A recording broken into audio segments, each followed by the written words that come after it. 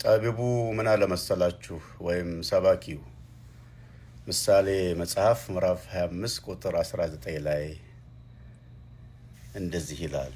በመከራ ጊዜ በወስላታ ሰው ላይ መተማመን በተበላሸ ጥርስና በሰለለ እግር ላይ እንደመታመን ነው ይላል። ወገኖቼ መቼ በመከራ ቀን በወስላታ ሰው ላይ መተማመን በተበላሸ ጥርስና በሰለለ እግር ላይ እንደመታመን ነው። የተበላሸ ጥርስ በጣም ፔንፉል ነው። ጥርሳቸውን የሚያማቸው ሰዎች አጋጥሞኝ ያውቃል። በጣም ያማል።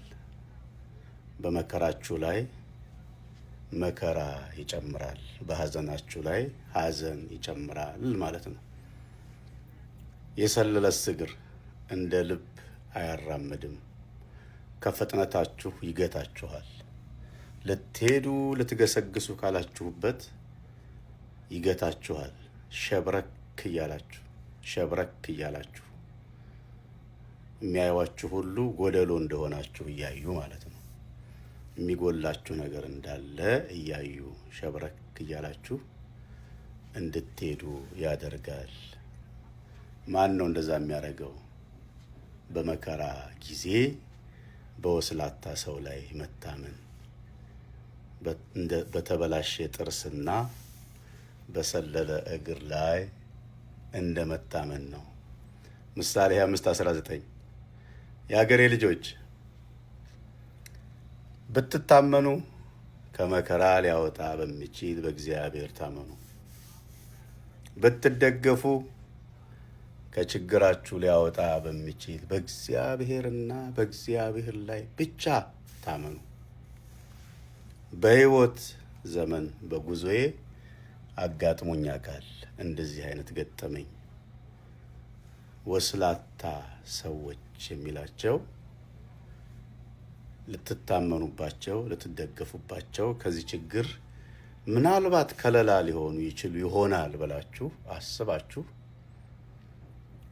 ጠጋ ልትሉ ስታስቡ ወይም ያንን መከራችሁን ስታጋሯቸው፣ ስትገልጡላቸው፣ ስታካፍሏቸው እናንተን ደቁሰው እነሱ እንዴት እንደሚሄዱ እናንተን አደብዝዘው እንዴት መድመቅ እንደሚችሉ ለነሱ በጣም ጥሩ አጋጣሚ እንደሆነ አስበው አቅደው በህመማችሁ ላይ ህመም የሚጨምሩ፣ በስቃያችሁ ላይ ስቃይ የሚጨምሩ፣ ልክ በተበላሸ ጥርስ ላይ እንደመታመን ነው እንዳለው እንደዛ ይሆኑ አጋጥሞኝ ያውቃል። ስለዚህ ጠቢቡ ወይም ሰባኪው እንደመከረው እኔም ወንድማችሁ በብዙ ጎዳና በብዙ መንገድ አልፌ ለጠላቶች መዘባበቻ ያላደረገኝ ልዑል አምላክ እግዚአብሔር እሱን በመታመን ዛሬ እንዲህ እላችኋለሁ፣ በእግዚአብሔር ብቻ ታመኑ፣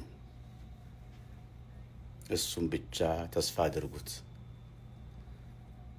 ኤርምያስ መጽሐፍ ላይም እንደዚህ ሌለ በሰው የሚታመን ስጋ ለባሹን ክንዱ የሚያደርግ ርጉም ይሁን እንደሚል በእግዚአብሔር ብቻ ታመኑ። እሱ ከመከራ ያወጣል፣ ከጭንቅ ያወጣል፣ ወደፊት ያስጉዛል። አያዘገያችሁም፣ ህመም አይጨምርባችሁም። ወዳችኋለሁ። ለብዙዎች ሊደርስ ሼር አድርጉ፣ ፎሎ እንዲያደርጉ ሰዎችን ጋብዙ። ብሩካን ናችሁ።